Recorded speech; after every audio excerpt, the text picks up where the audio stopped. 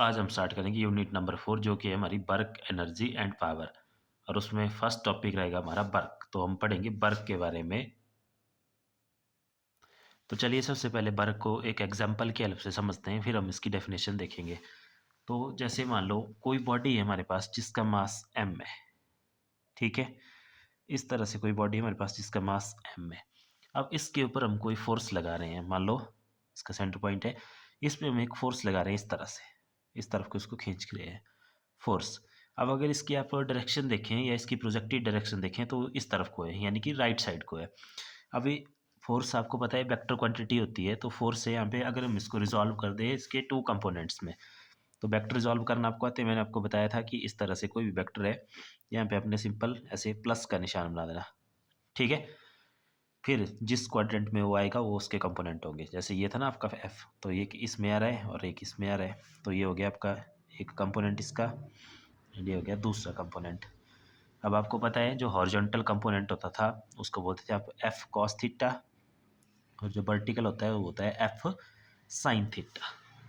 ठीक है, अब देखो अगर क्या हुआ हमारे पास, इस तरह से हमने फोर्स लगाई, तो अब ये जो फोर्स है जैसे दिख रहा है राइट साइड को लग रही है। अगर इस फोर्स ने इस बॉडी को डिस्प्लेस कर दिया थ्रू सम डिस्टेंस, जैसे मान लो पहले यहाँ थी, अब ये जो बॉडी है डिस्प्लेस होगी इस पोजीशन पे। ठीक है, इस पोजीशन पे इस फोर्स ने इस बॉडी को डिस्प्लेस कर दिया इस पोजीशन। मान लो ये डिस्टेंस हमारे पास एस है, डिस्प्लेसमेंट या डिस्टेंस एस है। तो तब हम बोलेंगे कि वर्क इज डन। मतलब जब कोई फोर्स किसी बॉडी को उसकी पोजीशन से डिस्प्लेस कर दे, लेकिन इन डायरेक्शन ऑफ अप्लाइड फोर्स, तो हम बोलेंगे वर्क इज डन। तो अगर अब डेफिनेशन की बात करें, work is said to be done when the applied force displaces a body from its position in the direction of applied force. ठीक है, देखो फोर्स किस तरफ को लगी थी, राइट साइड को, तो बॉडी भी आपकी राइट साइड को ही डिस्प्लेस हुई थ्रू सम डिस्टेंस एस। तो है गया हमारे पास वर्क डन।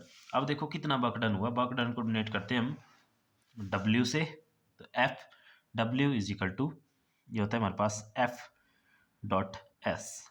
ठीक है, फोर्स इंटू डिस्प्लेसमेंट। और कौन सा प्रोडक्ट होता है, जैसे डिस्प्लेसमेंट भी आपको पता है वेक्टर है, फोर्स भी वेक्टर है, तो इनका डॉट प्रोडक्ट होता है। अब डॉट प्रोडक्ट आपको पता है किसके इक्वल होता है, ये हो गया एफ एस डॉट प्रोडक्ट की जाता है, जगह आता है हमारे पास cos theta, F S cos theta. वैसे देखो ये चीज़ यहाँ से क्लियर है, सिर्फ जो कॉस कंपोनेंट है फोर्स का वही बॉडी को डिस्प्लेस कर रहा है।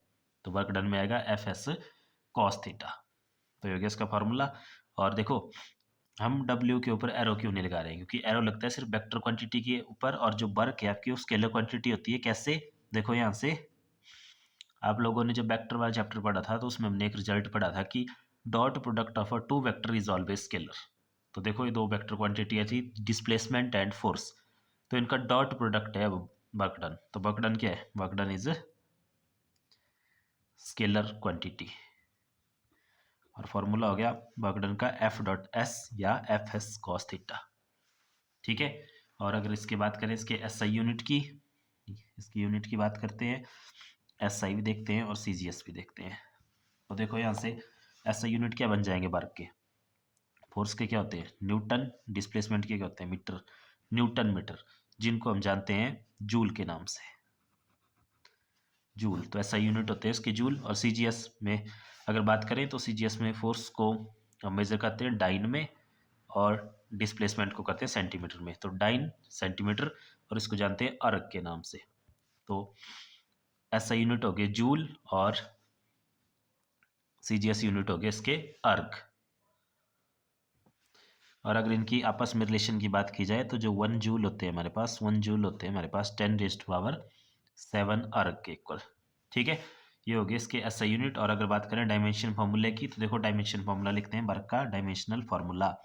तो वर्क क्या है, फोर्स इंटू डिस्प्लेसमेंट। तो फोर्स का आपको पता है क्या होता है, MLT-2, क्योंकि फोर्स होती है मास इंटू एक्सलेशन। तो मास के m, एक्सलेशन के LT-2। और आगे है डिस्प्लेसमेंट, डिस्प्लेसमेंट यानी कि डिस्टेंस, तो डिस्टेंस के होते हैं हमारे पास L। तो कर दो कंबाइन, तो ये हो गया हमारे पास सिंपल ML2T-2। तो वर्क का डायमेंशन फॉर्मूला हो गया हमारे पास ML2T-2, और फॉर्मूला हो गया एफ डॉट एस या simple F S cos theta. ये वेक्टर फॉर्म है और ये सिंपल है हमारे पास। और जो वर्क है वो स्केलर क्वांटिटी है। क्यों है, इसका रीजन क्या है, देखो प्रूव ऐसे कर सकते हैं हम कि जो वर्क है वो 2 वेक्टर क्वांटिटी का डॉट प्रोडक्ट होता है और वो हमेशा हमारे पास स्केलर आता था। ये हमने पीछे पढ़ा हुआ है वेक्टर वाले चैप्टर में। तो ये था वर्क डन।